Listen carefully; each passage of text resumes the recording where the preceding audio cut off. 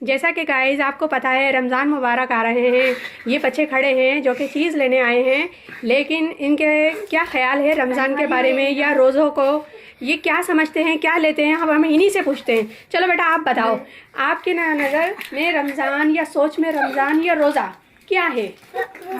हाँ चलो बच्चों, अब आप बताओ, आप रोज़े को क्या समझते हो, क्या सोचते हो रोज़े के बारे में? और एक जो खुशी होती है, क्या खुशी होती है? खाना खाने दस्तरखान तैयार।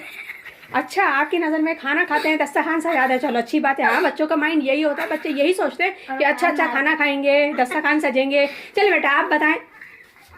हाँ आप बताओ क्या सोचते हो आप रोज़ों को लेके?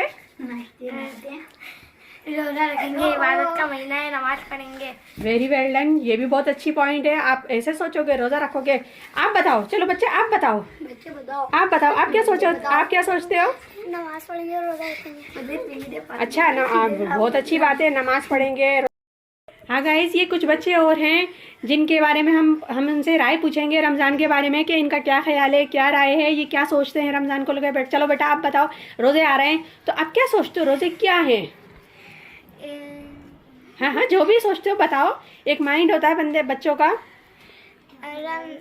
इबादत करते हैं और रोजे रखते हैं और नमाजें पढ़ते हैं। वाकई ये तो बहुत अच्छी बात है, इबादत करते हैं। चलो बेटा आप बताओ, आप क्या सोचते